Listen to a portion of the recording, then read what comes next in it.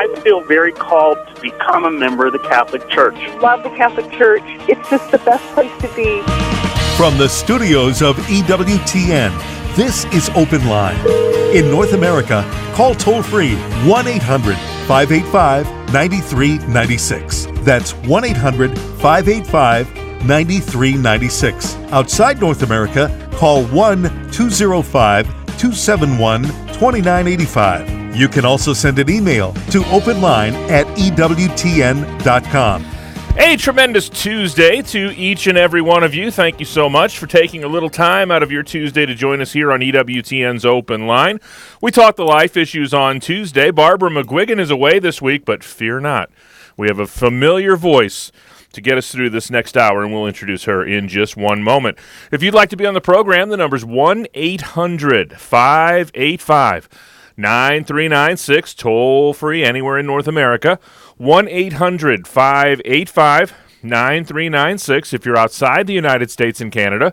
Your number is 1-205-271-2985, and we'll put you straight to the front of the line at 1-205-271-2985. You can send us an email, openline@ewtn.com, or you can text your question.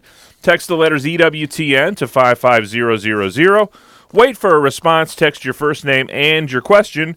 Message and data rates may apply. I'm Jack Williams. The lovely and talented Elena Rodriguez back behind the glass, spinning the dials today. She's feeling a little under the weather still, but she's taken one for the team. Good job out of you, Elena Rodriguez. Call screener, Mr. Matt Gubensky is back from the sunny shores of the Florida Keys. And he's screening your phone calls today, and Jeff Burson handling all of our social media endeavors. And I'm out of breath, and I don't even know why. I'm going to be out of breath after I make this next introduction because it's about 6 pages long. But joining us in Barbara McGuigan's stead today is the executive director of Priests for Life, the co-founder of the Silent No More Awareness Campaign, the co-host of the Catholic View for Women and Defending Life here on EWTN Television, a familiar face to many of you, a familiar voice to most of you. Janet Morana, how in the world are you?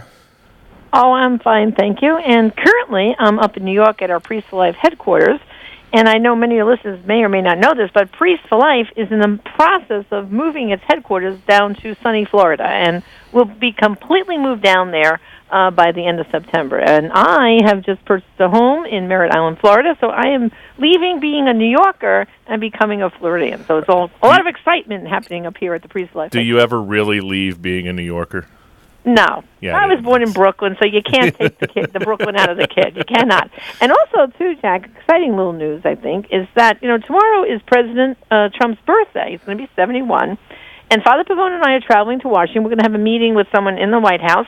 And if you go to our Priest Life website, there's an opportunity for people to send your prayers and birthday greetings to the President. If you do that today, going to priestforlife.org, right on our homepage, we will print all those greetings out, and we're going to get it over to President Trump tomorrow as we take the train down to Washington in the morning. So, before we get into our main topics that we want to start the show off with today, and again, plenty of time for your phone calls here on EWTN's Open Line Tuesday, 1-800-585-9396.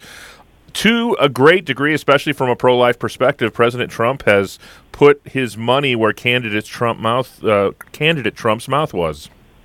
Oh, absolutely. And I have to go back even to the debates. That last debate, in all the presidential elections where we had candidates who were saying they're pro-life, this is the first time a candidate actually said what an abortion was. And he challenged Hillary Clinton on it by saying pulling the arms and legs off a baby, and that's what she's in favor of, and I'm not. But, he's fulfilled his promises, starting from, at the March for Life. Of course, he couldn't come because there was another dignitary coming into Washington, but he sent Vice President Pence, which, as you know, was a huge success, covered on EWTN. It was amazing. He's, of course, signed the Mexico City policy, but he strengthened it. And he's just been doing one thing after the other with his executive orders, and he's, of course, making a promise to restore religious freedom. He's going to get rid of the HH mandate. This is all stuff that's in progress, in process. And, of course, Neil Gorsuch, a great Supreme Court justice that he appointed, and he's about to, of course, appoint a whole bunch of more federal judges like he promised. So I'm thrilled, and all I have to tell everyone is just imagine had Hillary been in office right now, it would have been horrific. I mean, our country really came to falling off a cliff. It was and close. God, it was truly Jack prayer, and God has given us a second chance, and we have got to work like really hard right now and make the most out of this opportunity. And really, we only have for till 2018 because in the midterm elections we're going to have to hold the House and the Senate so that President Trump can continue to make progress. So, but I'm hopeful. I really am hopeful because I see the progress already. And I'll tell you, when I travel around the country, everyone's spirits are uplifted. The pro-lifers are just like excited and willing to go out and do more. So I think we're in a good situation. And the real victories will come down the road as the people who maybe are not on our side now realize how this is beneficial to everyone in the country. Oh, absolutely. It really is. And, there's nothing that is more damaging than abortion. No disease, no natural disaster claims more lives than abortion. And if people would just wake up and see the connections, Jack, of how the problems that we have in our society have not been solved, and, abortion has not been the giant eraser that Planned Parenthood promised to fix your problem. I mean, when you look at the woman's testimonies from Silent No More, abusing drugs and alcohol, suicidal thoughts. I mean, the list goes on, and that's not to mention the physical damage. And, of course, yes, women are still dying from the so-called legal safe abortion. So it hasn't solved problems. It continues to make so many problems. Well, speaking of problems in our society and, pregnancy being treated as a disease, a very disturbing expose in the Washington Post. They wouldn't really call it an expose, but I certainly would to a certain degree, about the actions taken by a Christian school against a senior getting ready to graduate. Yeah, this was, to me, most disappointing. The student's name, it happened in Western Maryland. Her name was Maddie Runkles, and she was banned from participating in her graduation ceremony. Okay, now, listen, I totally get it. Yes, she had sex outside of marriage, and she broke the ethical code of the school, which is that everyone makes a commitment to chastity. But she admitted her mistake. She's choosing life for the baby, and furthermore, she's made all the appropriate apologies. Now, the school, by banning her from the ceremony, really, what does that say to the other students that look at that and say, uh-oh, like especially the underclassmen that are watching the seniors? Well, if that ever happened to me, I guess, maybe abortion is the better choice because nobody would have even known. And then she could have walked in her graduation, and instead, Maddie did the brave thing. She admitted her wrong. She said she was going to have the baby and apologized. Now, what the school really could have done is have her speak privately to her, go into each class, right, and give a talk, maybe a prepared text, whatever they wanted her to say, to each freshman, sophomore, juniors, and her fellow seniors privately the day before graduation, so that everyone knew that she was, and this is with the mercy and forgiveness, for what she did. And so instead, what they're doing is they're saying it might be better to have an abortion because then you could keep this hidden and you'll have the right to graduate and nobody will be the wiser. And you might say, well, is this an isolated incident? It's not. When my daughters were in a Catholic high school in Staten Island, New York, my twins, girls, there was an incident very similar. The girl who got pregnant and was going to keep the baby was banned from participating in the ceremony. Her and her mother literally sat in the audience, and all the students knew, including even some of the teachers, there was another student who went and had an abortion. She proudly walked across the graduation stage. So what lesson did that give those kids, right? Well, the girl who had the abortion got rewarded, and the girl who gave life to the baby got punished. So, we really have to examine what we're doing. First of all, the pregnancy, yes, it's an unexpected pregnancy. The girl should not have had sex outside of marriage, but she made a mistake and admitted her mistake. And we have to consider the child's life. If every child is truly a blessing, because it's made in the image and likeness of God, then it's an unexpected blessing. It's not, this horrible thing, and what are you going to do, and it's going to prevent from graduation. So I wrote a blog about this, and the National Catholic Register printed it online, basically kind of telling your listeners what I told them in the blog about my experience with my daughter's high school. And I had gone up to the school and voiced my, basically, disappointment in the way they handled the situation. What was their response to you? They said, well, that's our policy and that's how we did it. I said, but don't you understand what you're doing? You're encouraging abortion. I mean, you can think about also our reaction. What's your reaction?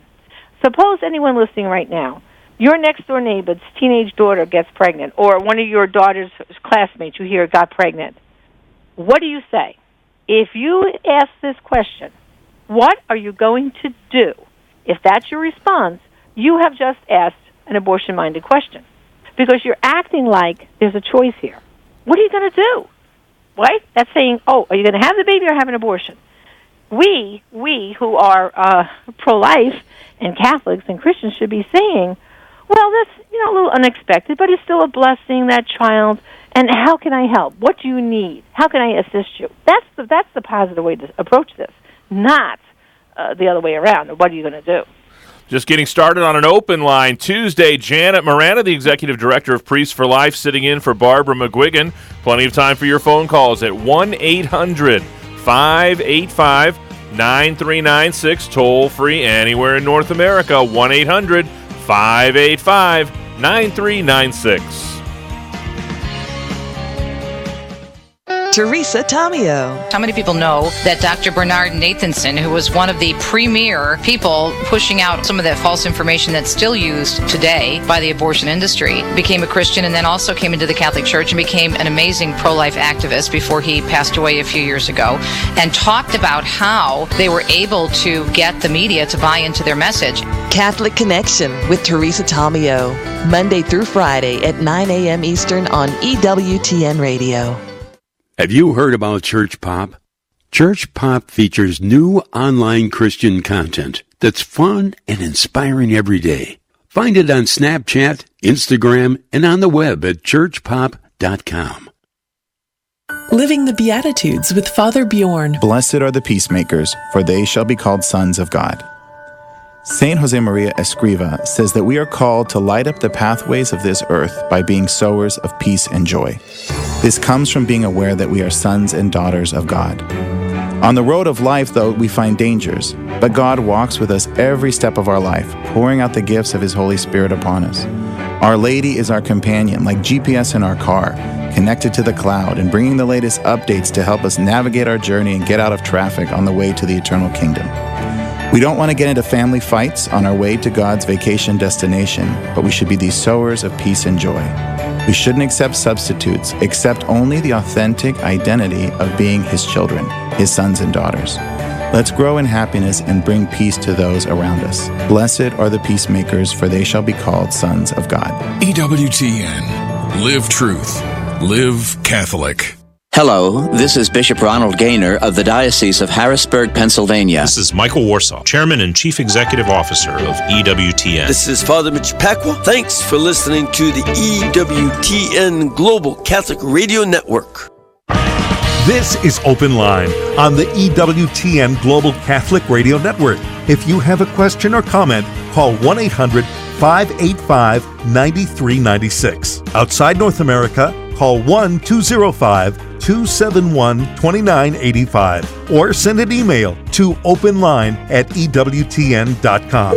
Still a couple of lines open for you at 1-800-585-9396. That's toll free anywhere in North America. 1-800-585-9396. We're talking with Janet Morana, the Executive Director of Priests for Life, about a story in the Washington Post of a high school student in Western Maryland who was not allowed to graduate because after becoming pregnant, they told her that her immoral behavior was the reason, the violation that would keep her from graduating. And Janet, I had also a bit of a personal experience. When I was in college, I was part of a charismatic evangelical campus ministry. And we had a young lady who was part of the campus ministry, and when we all went home for Christmas break one year, and she had returned and had become pregnant, and she sort of addressed our entire group of over 100 plus people, and she said something that has always stuck with me over 30 years down the road now. Is she said that she regrets her actions, but that having a baby is not a sin. Right. What she did may have been sinful, but having a baby is not a sin, and that's always stuck with me. Yeah, I mean that's really the bottom line, and unfortunately, when we come down hard on these young ladies like this and ostracize them, what we're teaching the other girls is, well, if you ever make a mistake like this, then abortion is probably the easier out. And as we know, society is just pushing them down that abortion lane anyway.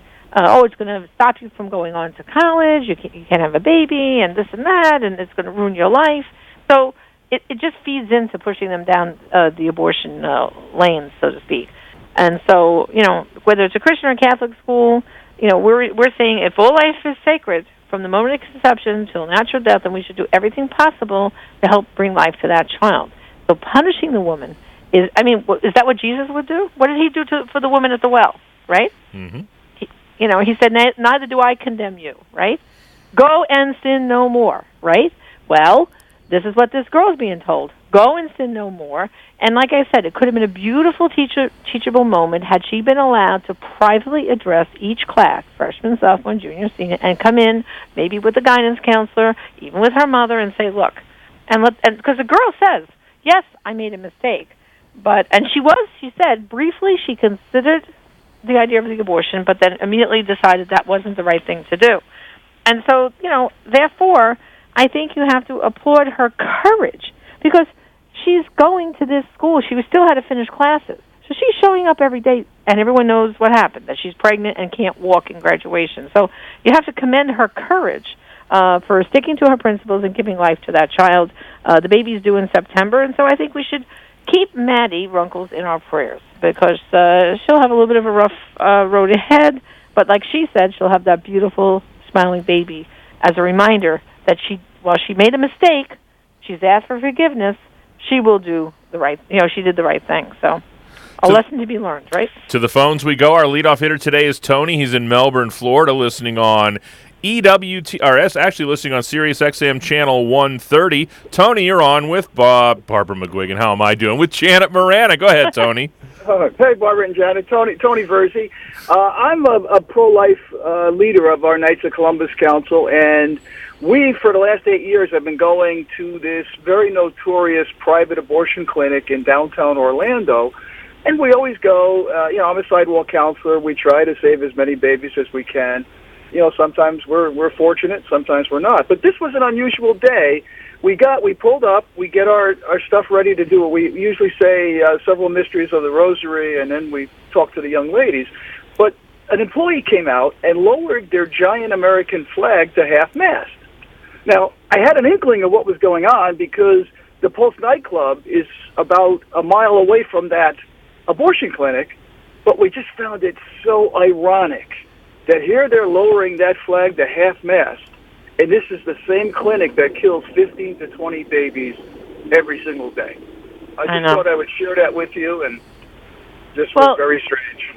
Well, first of all, thank you, Tony, for sharing, but thank you, too, for coming outside that abortion clinic faithfully and praying. Because I can tell you by the testimonies of the women from Silent No More who did make that regretful decision to abort their babies, they said, if only there had been someone to help me, to stop me, to tell me not to do it, show me a sign. So many women will say, that morning they get up conflicted, I don't want to have this abortion, but God, show me a sign. And very often, you may not know the saves you have until the other side of heaven, but very often, women see people praying outside that clinic, and then they change their mind and they turn around because that's the sign they feel that God's sending them that, no, you shouldn't do this. So thank you for your faithfulness, because I know this time of year in Florida it's quite hot, even in the early morning hours, and so to be out there praying, you are really saving babies. And, of course, nothing surprises me what Planned Parenthood does, because when you kill the amount of babies they kill on a daily basis, nothing shocks me, that they do.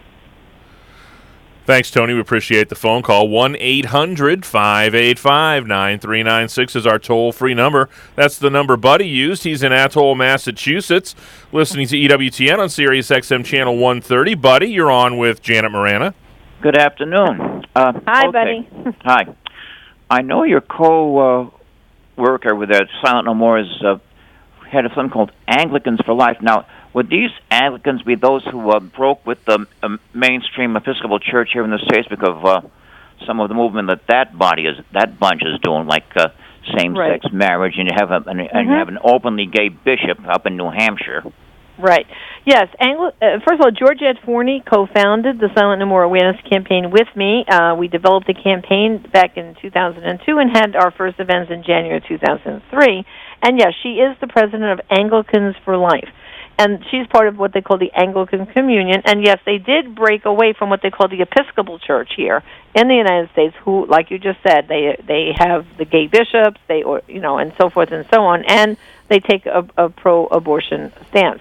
The Anglicans for Life and the Anglicans are pro-life, and from conception to natural death. And so it's my privilege to work with Georgette on the Silent No More Awareness Campaign, and also Georgette works with Father Pavone because they're involved in a group called the National Pro-Life Religious Council, which takes in a lot of ministers and heads from other denominations too. While some of these denominations might have a pro-abortion position, within the denomination they have a group that works like Presbyterians Pro-Life and others. And so Father Pavone is the president of that group, and Georgette and I work together on that ministry also. So it's a privilege to be working across denominational lines with those who want to develop a cultural life and continue. Especially, we have to pray for our Protestant brothers and sisters, because we in the Catholic Church, our teaching is clear and strong against abortion and contraception, but in so many of these other denominations, they have, like you said, they've embraced gay marriage, they've embraced ordaining gay bishops, they've done all these different things. And so we're privileged to be able to work and kind of strengthen the ones who are going against the culture within their own denomination. So, yes, Anglicans for Life is 100% pro-life, and they are part of the Anglican Church of England. I know that one group that is pro-life is the LCMS, Lutheran Church Missouri Synod. Yes, they are. Mm-hmm. Yeah. Okay, then, Janet, thanks. Okay, God bless you. Thank you. Bye. We'll stay in the great state of Massachusetts. North Andover is where Barbara's calling from. She is listening to EWTN today. Barbara, you're on with Janet Morana. Oh, hi. Hi, Janet. Yes, I'm calling. I wanted to know about the story of the girl that she got pregnant, wasn't allowed to walk across and get her diploma of graduation. And I just wanted to know what was the consequence if the boy was from that same high school? Was there a consequence for him because of the boy did not attend that graduation, and the girl did get her diploma, but not at the ceremony. She was banned from walking across, wearing a cap and gown, and being part of the ceremony. But the boy did not attend that school, so therefore there was no punishment. Oh, I see. That kind of went against the boy. Yeah. Mm-hmm. Okay. All right. Well, Janet, thank you so much. Okay. God bless you. Thanks for calling in. You too. Bye-bye now.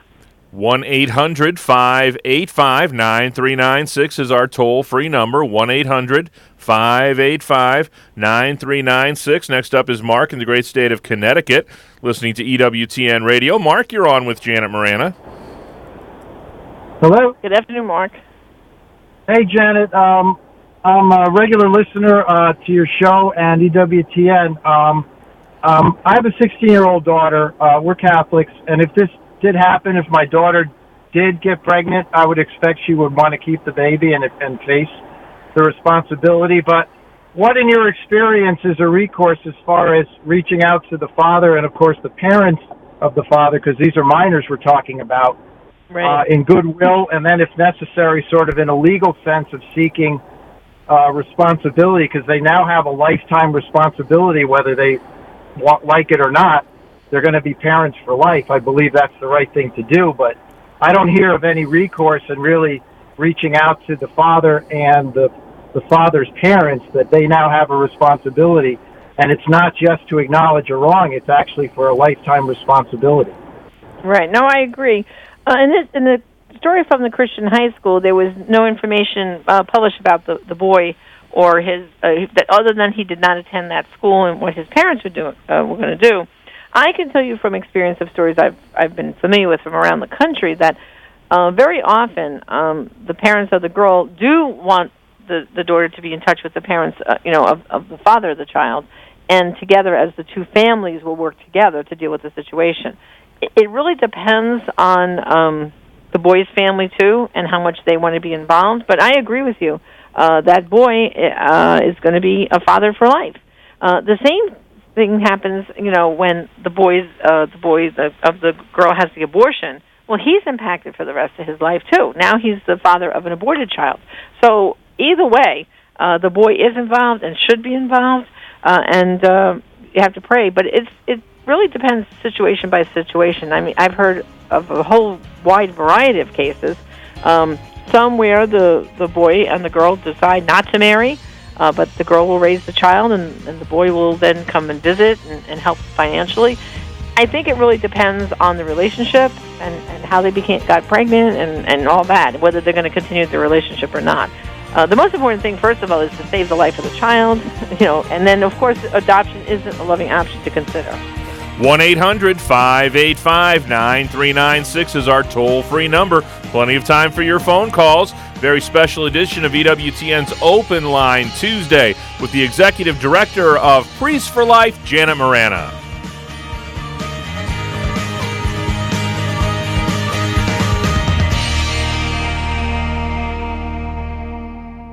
EWTN News Nightly with Lauren Ashburn. As a journalist, I held people accountable, and that's what I want to do here. I want to hold government, politicians, leaders, moral leaders accountable for the actions that they take, and to do it in a way that gives our Catholic audience something new that they would not find anywhere else. EWTN News Nightly with Lauren Ashburn. Weekdays at 9 p.m. Eastern on EWTN Radio. 60 on 10 with Monsignor Charles Pope. The ninth commandment, you shall not covet your neighbor's wife.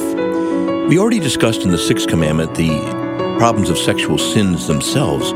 What the Lord is looking at here is rooted in this word covet. To covet means to inordinately or inappropriately desire something or someone. And in this case, the Lord is saying to us that we are in no way to covet, to look with lust at another person, particularly our neighbor's wife, but others in general. And therefore, all pornography and things have to go. All entertaining of lustful thoughts has to go. And God can help us by His grace to do that. And therefore, in this commandment, He summons us to take authority over our thought life and our sexual passions. The ninth commandment, you shall not covet your neighbor's wife. EWTN. Live truth. Live Catholic.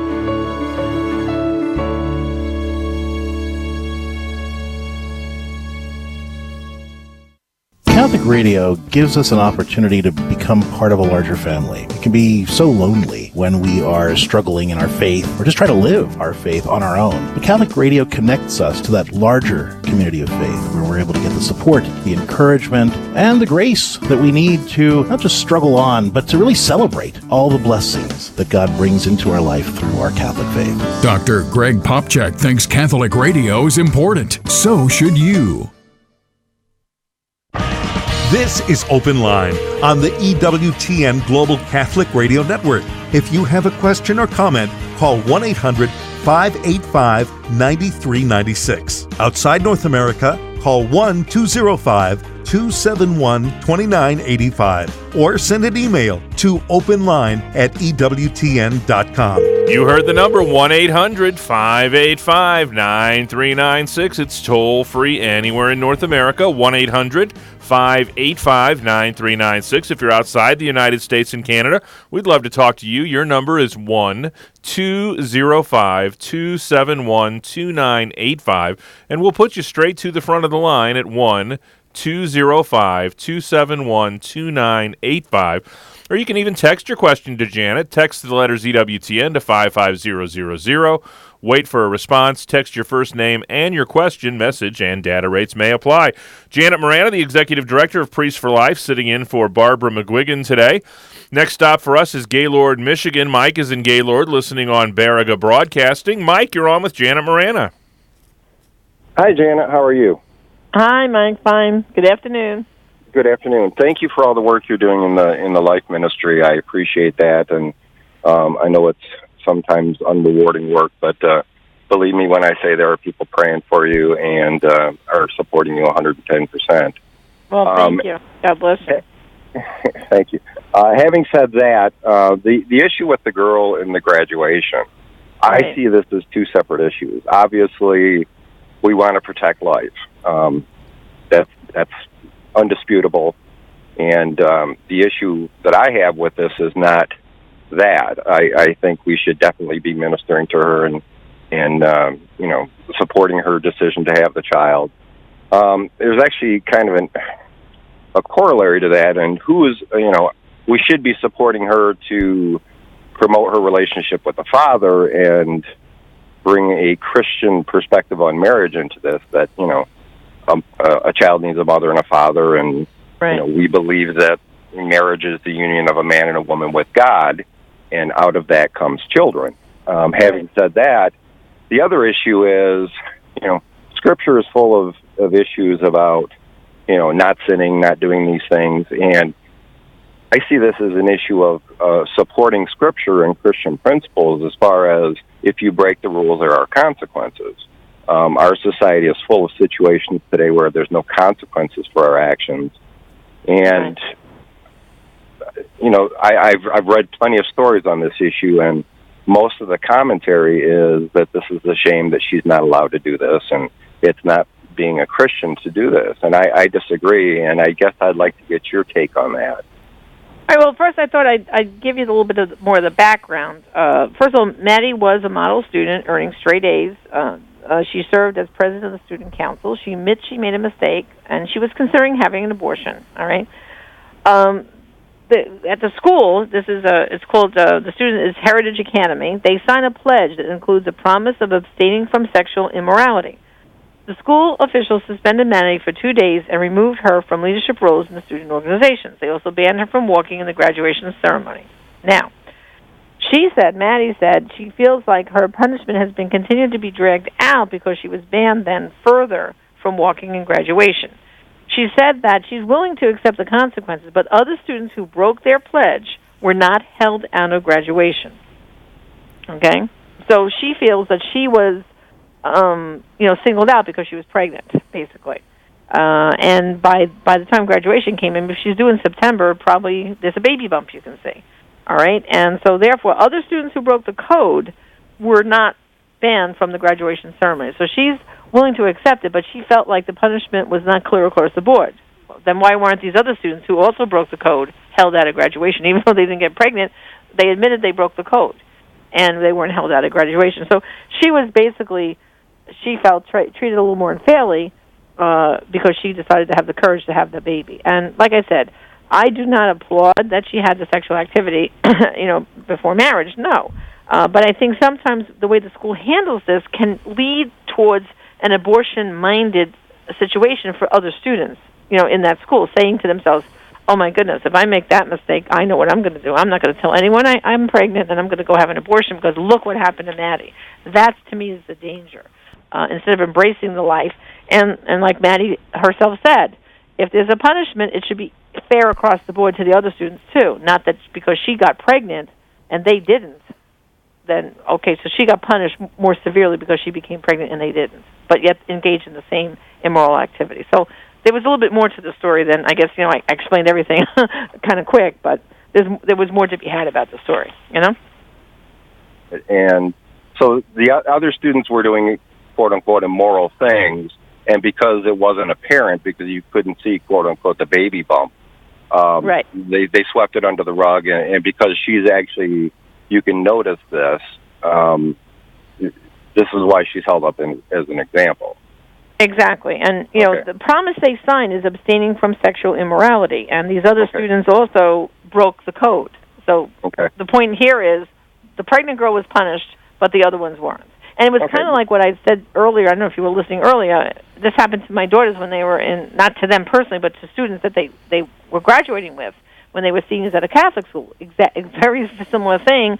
The girl who had the baby bump sat in the audience and was not allowed to walk and graduate, and that all the students, including some of the guidance counselors, knew there was another young lady who also got pregnant while she was in her senior year, but went and had an abortion, and she was proudly walked across the stage.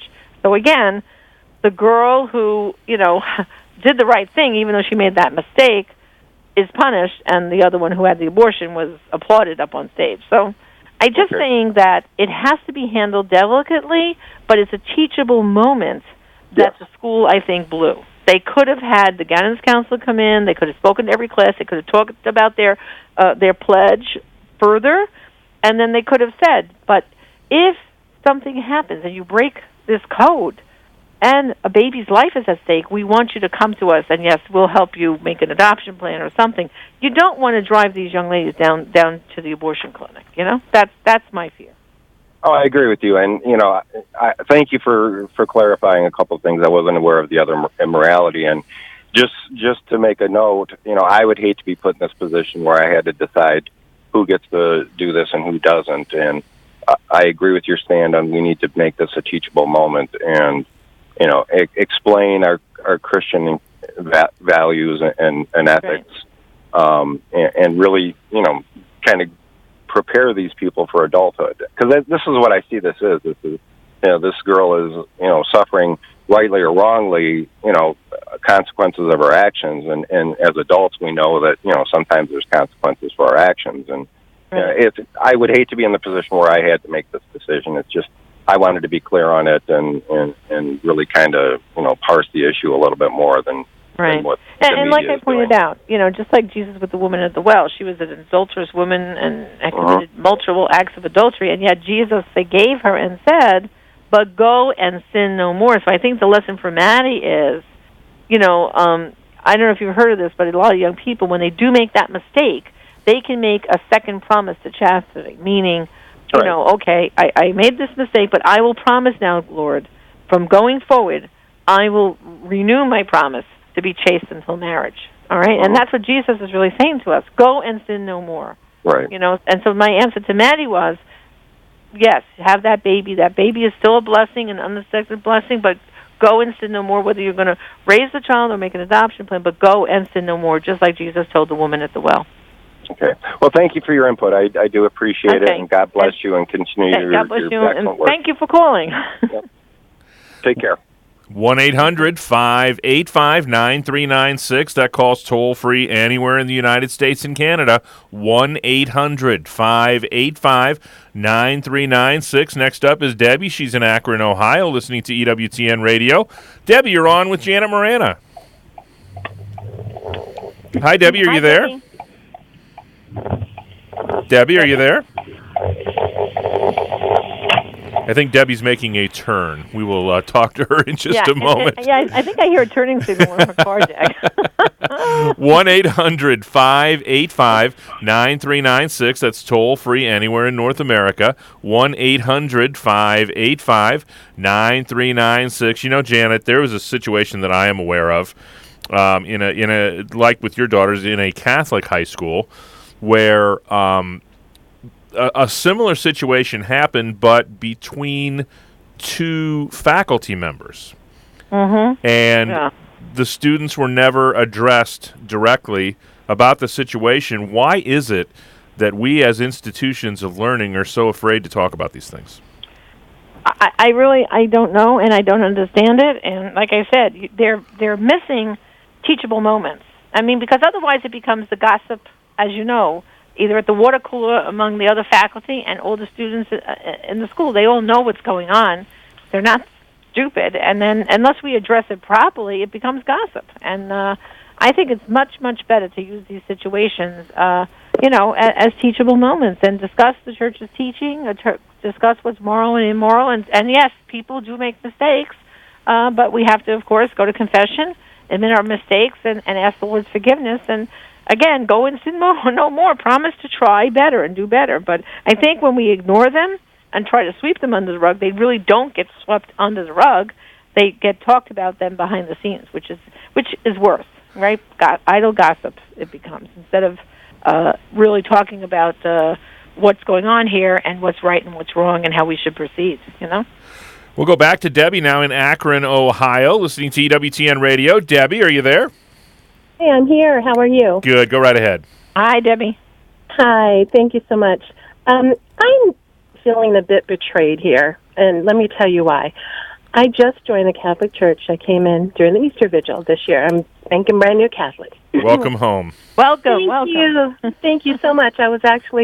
It's been a journey for me because I was actually anti-Catholic for many years, and I've come full circle.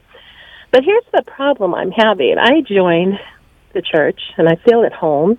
for the most part, because of the staunch family values and the pro-life culture. And I protest out in front of the abortion clinic here locally.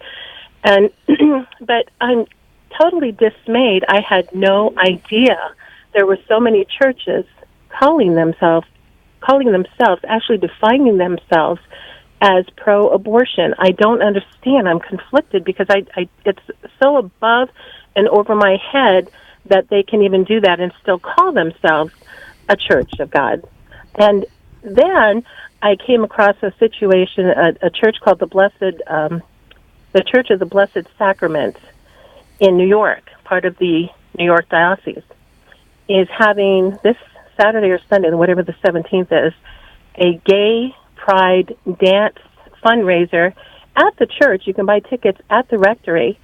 And it's having Lady Gaga's mother talk, who's part of Born This Way organization based on Lady Gaga's song. It's having I don't have my computer in front of me, but it has a gentleman who has harsh anti-Catholic views on homosexuality and has criticized the church for our views. And then this priest who is at the church, who's pastoring this Church of the Blessed Sacrament, he has the head of the gay fellowship there in a same-sex marriage. They just got married on last year, 2016. I'm conflicted by all of these things happening within the Catholic Church. You know what, Debbie? You know what? Yeah. You know what the greatest weakness of the Catholic Church is? What? It's full of Catholics. Yeah. Oh, yes, I understand. But you know, one of the beauties, and I'll let Janet jump in here, but one of the beauties of the church is that even when the behavior of some Catholics, even some leaders in the Catholic community, doesn't seem to line up with church teaching, you never have to go very far to find the definitive teaching of the church on any issue. Okay. Right, Janet? Oh, yeah, absolutely. And, let's put it this way. When Jesus picked the 12 disciples, as we know, Judas betrayed him, right? So, there's always a few bad apples in the mix. And I'm like you, Debbie. I'm very upset that we, a Catholic Church, doing these kind of things. And I do hope that people who are in the Archdiocese of New York, they should write Cardinal Dolan. And if they're aware of this situation, they should maybe, for some reason, I don't know, could it have escaped him? Point it out to him and say, how could this be happening? Instead of just wondering to yourself, how could this be happening? Well, a nice, polite letter, email to the Archdiocese and ask and say, is this not a bad example? And see what they say. There's nothing wrong with sending a nice letter pointing out the obvious, And I did call him and confirmed he knew about it. And then I found out the Monsignor of that area, West Manhattan, did not know about it and is investigating it because I called him today. So, and he's the dean over that church and that priest. So I just want to encourage everybody else out there, don't be afraid to call. And just like you said, or write a letter and reach out. This is your church. That's right. And get involved if you hear about these things happening and don't understand. But I just wanted to talk to somebody who felt the same way because I was just feeling kind of lonely in this. I applaud you, Debbie, for reaching out and making that phone call and contact, and that's really what we have to do. Do it in love and kindness. Yes, and like I said, the one person wasn't even aware. We have to stick to what's right, and what's correct. And if you see something that's not correct, then it's okay to point it out. Absolutely. And I'm not judging these people. I understand the sensitivity, and just like us, heterosexuals, we've got to deal with issues of celibacy and sexuality as well.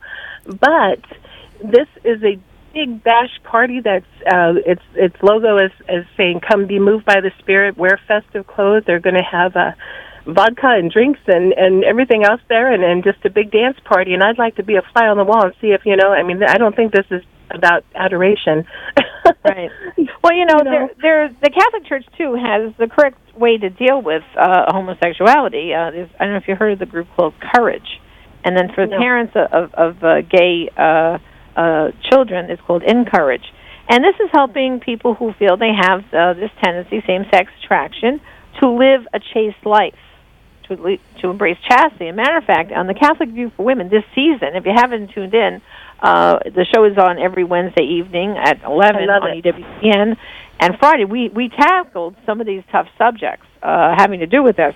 So I encourage you, if you missed one of the episodes, you can go to the EWTN Religious Catalog, and you can actually order the whole season, because we did cover some topics like my son has a same-sex attraction. What do I say? A case of mistaken identity, where they want to change their sex, transgender. We covered a lot of these tough topics this season, and I highly recommend if you can get the DVD from the Religious Catalog and watch those shows, because like I said, those are the topics that we hear in the news today, and we covered them from a truly Catholic perspective. Glad you do, and I will check it out. Okay. Well, thank you, Debbie, and thank you standing up for the Catholic Church, and welcome to the Catholic Church. Thank you so much. Thank you. Okay. God bless you. Thank you. 1-800-585-9396 is our toll-free number, 1-800-585-9396. And Janet, you owe me an apology when we're finished, because you forced me to read an article from People magazine. But but I'm a huge sports fan, as many of our testosterone-laden Americans are, and nothing gets me more excited from a sporting standpoint than when the Olympic Games are on the scene. And I remember watching Sonia Richards-Ross in the 2008 Olympic Games, and she performed at an extremely high level, but a very interesting article in People magazine regarding Sonia. Yes, it was. First of all, the article probably originally appeared because she was promoting her new book, which is called Chasing Grace, What the Quarter Mile Has Taught Me About God and Life. And, I mean, that was the whole premise for the article. But what I found most startling and actually surprising and amazed that they printed it was she clearly spoke about her regret over her abortion that she had prior to going to the Beijing Olympics that year. And when you think about it, what she did was she had the abortion and days later flew to Beijing to participate in the Olympics. And she was at the time engaged to a football player who was a pro football player. He didn't even go to the abortion clinic with her. He was off in training camp and basically told her, well, I guess that sounds like a good decision. I mean, goodness sakes, he practically, if he had been there, drove her to the clinic by not saying to her, he could have at least said to her, why don't you wait till you get back from Beijing and we'll talk about this. I mean, she could have waited till she got back from Beijing. Being pregnant was not going to stop her. And in fact, she went on to go to Beijing, and she did not win her gold medal. The only gold medal she got was when she was part of a relay race with other team members. But the gold medal that she thought she was going to get, she lost that race. And she was afraid to go to the Olympics pregnant because she was worried about what would my family think, what would my friends think, what would my endorsers think? Because as you know, Jack, if you win a gold medal, there's a lot of expensive endorsements come for them, these athletes, doesn't it? No doubt about it. I wrote once again a blog because everyone thinks I'm Italian. I get my Irish up.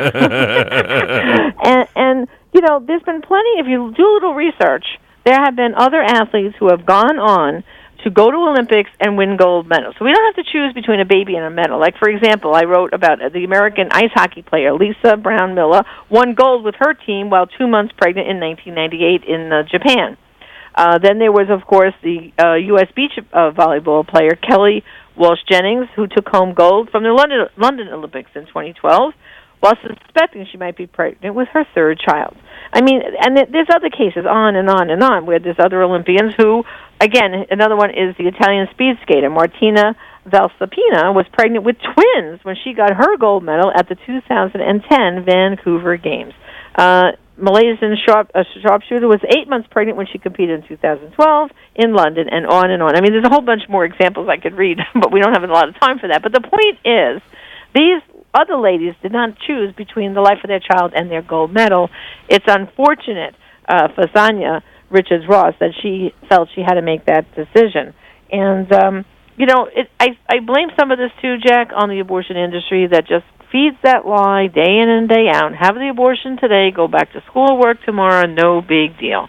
And obviously, by her saying she regrets that abortion. And we should pray for her right now because her and her fiancé went on to marry, and they're now expecting their first child, which is not their first child. They aborted their first child. So, but the media's counting their first child. No, this is their second child. Unfortunately, they lost their first child to abortion. So, but the fact that she clearly stated in the article, in People, like I said, People magazine, which is like, it's not my favorite magazine either. I would have never,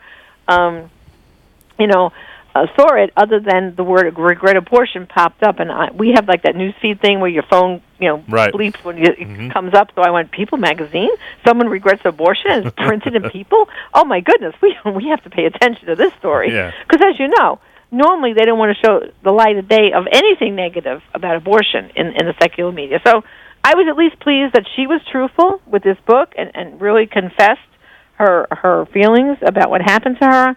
And the trauma she felt she faced, and the fact that People magazine had the courage to print the truth. So, I was happy to see that at least the story got out there. Yeah, either one of those circumstances by themselves would have been unlikely, but for both of them to happen is really quite remarkable, especially in this culture. Exactly. Exactly. So, anytime the truth gets out there in the darkness, I'm very pleased. the light shining. It is, and really, I think, there are a lot of people that would accuse Catholics and would accuse many mainline Christians of being one-issue voters or worrying too much about abortion, focusing too much on abortion. But really, in every way, if you are on the right side of the life issue, you have gone a long way towards being on the right side of everything. Exactly. And like I said earlier in the program, there's no disease, no natural disaster, nothing destroys more life than abortion in our country and in the world. No tsunami, you name it, Jack. And so therefore, yes, that's why you hear a lot of the Catholic Church saying about abortion, because it's destroying so many children every day, worldwide.